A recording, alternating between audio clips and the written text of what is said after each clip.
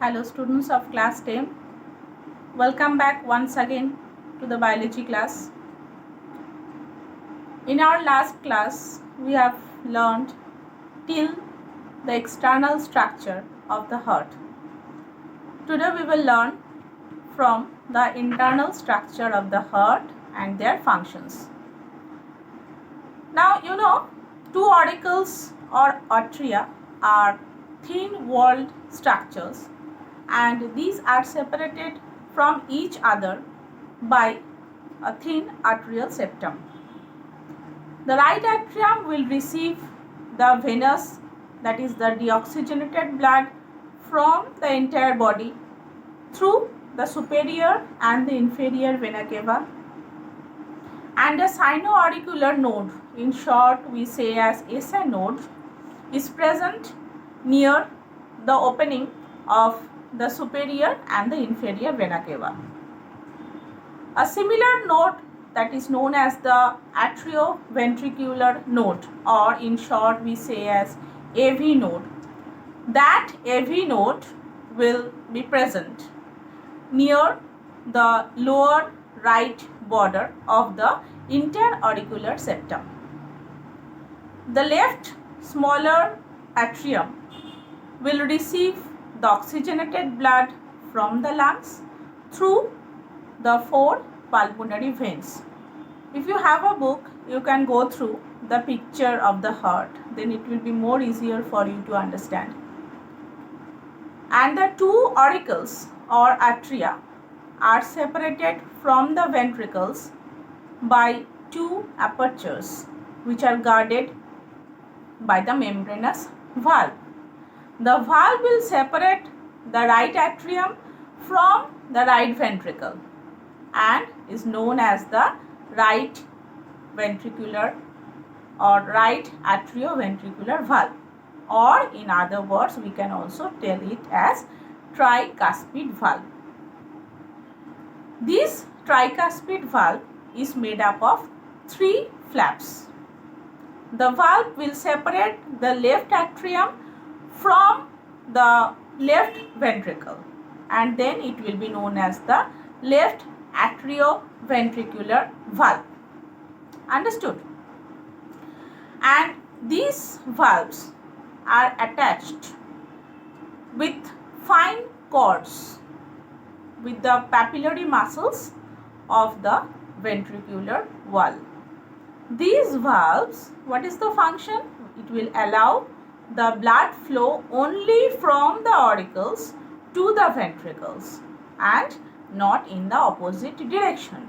The blood flow in the opposite direction will be prevented by this valve, so that backflow of the blood is prevented. Both these ventricles will be separated from each other by a thick interventricular septum. The wall of the left ventricle is much thicker than that of the right ventricle. Why? Because it receives blood at high pressure. The left ventricle will push the blood into the aorta, which supplies blood to the entire body, and the opening of the aorta is also covered or guarded by a valve which is formed of 3 semilunar valves or 3 semilunar flaps. The right ventricle, it will pump the venous blood into the lungs by a pulmonary aorta, and its opening is also guarded by a valve which has 3 semilunar flaps. These valves will allow the flow of the blood from the ventricles into the aorta and not in the opposite direction. And the cardiac muscles of the heart, it will rhythmically beat, it will rhythmically contract and expand, and it never gets tired. This is the one and only muscle in the heart which beats constantly, rhythmically, without any tiredness. Now, what is the function of the heart?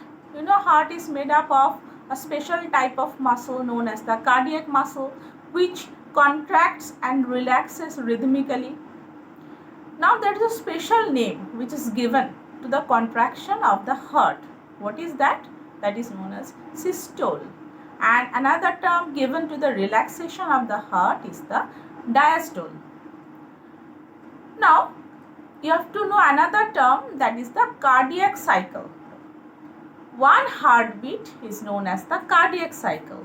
It will include one systole and one diastole. Understood? The heart of an adult male, it beats about 70 to 72 times per minute, whereas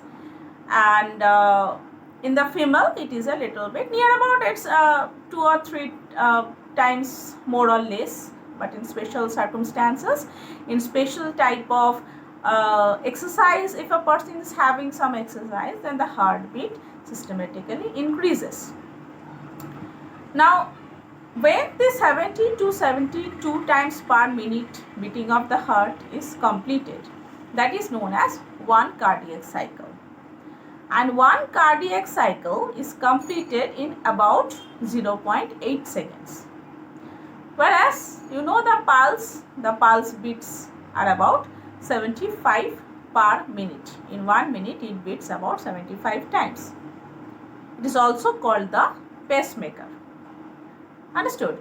Now different types of neuromuscular tissues are present, or the muscle nerve cells we say, these are present in the rhythmic beating of the heart. Now a heartbeat, it starts from the sino-auricular node, which is placed at the right atrium, and there is a wave of contraction which is formed, and that wave of contraction is starting from the node and spreading in both the auricles wall, which is causing them to contract together. Understood? This is known as the auricular systole.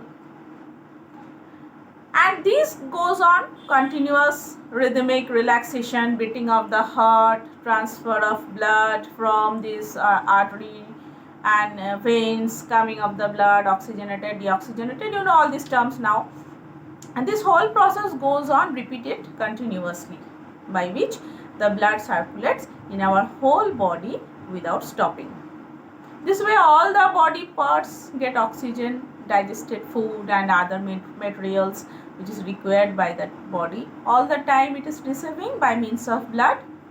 And the blood circulation also removes the waste product from the cells of the body.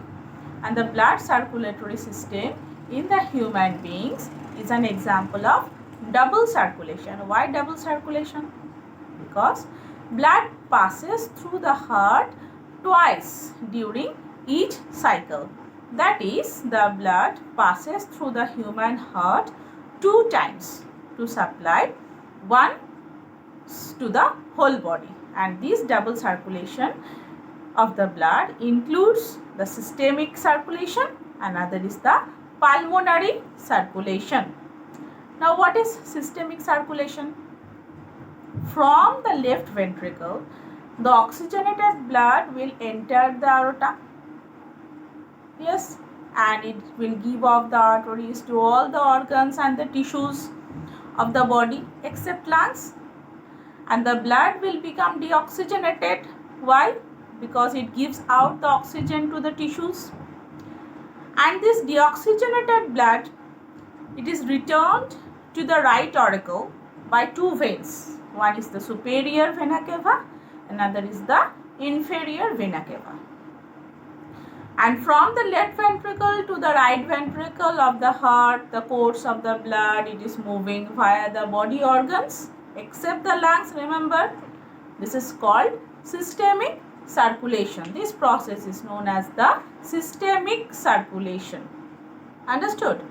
The next one what I told is the pulmonary circulation. Now what happens in this case is, the right ventricle, it pumps the blood into the pulmonary trunk and it divides into pulmonary arteries, and it is while going to the lungs, and blood is returned to the left atrium from the lungs through the pulmonary veins. This is known as pulmonary circulation. Understood?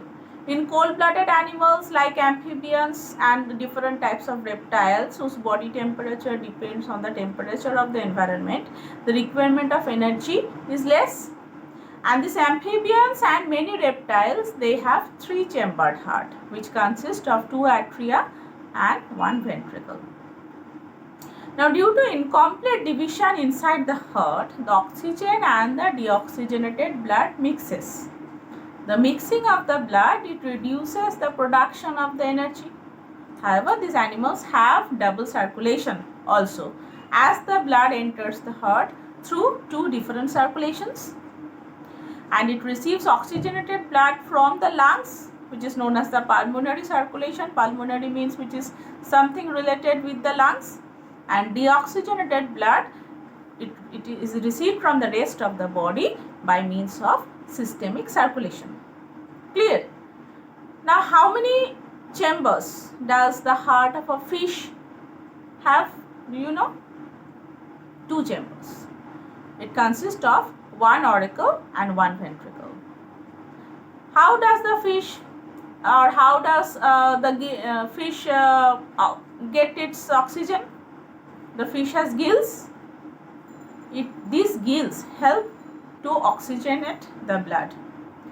In fishes, the heart receives the deoxygenated blood from the entire body except the gills in the sinus venosa, and this is pumped to the gills by means of the coronus or the bulbous arteriosus, conus or bulbous arteriosus, and the oxygenated blood, it is collected into the dorsal aorta and that is supplied to the body. So, heart receives only deoxygenated blood in fishes, so it has a venous heart, we can say. So, during this circulation, what happens? The blood enters the heart and it beats only once, that is, it has a uni-circuit, or we can say as single type of circulation. Next, you know the blood pressure. I think you have come across this term, blood pressure. Yes, the blood creates a pressure on the walls of the blood vessel. This is known as the blood pressure. The pressure is much greater in the arteries because the arteries have to carry the oxygenated blood to all parts of the body. 2 valves are present, systolic blood, two values we can describe it as systolic and diastolic pressure, systolic blood pressure and diastolic blood pressure. Systolic blood pressure is the pressure which is exerted by the blood on the walls of the blood vessels at the end of the systolic contraction of the ventricles. And the blood pressure is maximum in the arteries because it has to carry the oxygenated blood. Another is the diastolic blood pressure. This is the pressure which is exerted by the blood on the walls of the arteries during the relaxation of the ventricle. Just before beginning of the next systole, it reaches the minimum position. Okay, and this minimum pressure is known as the diastolic blood pressure. Another is the pulse pressure. Pulse pressure, the blood pressure in a normal person, it is 120 by 80 millimeter of mercury. And the difference between the systolic and the diastolic pressure is called the pulse pressure. Okay, and high blood pressure is created, those who are having blood pressure more, the pressure of the blood while passing is more in the arteries, they are having hypertension, or in other words we can say as the high blood pressure. Understood? Till this much today. Thank you. Get prepared for your exams. Bye.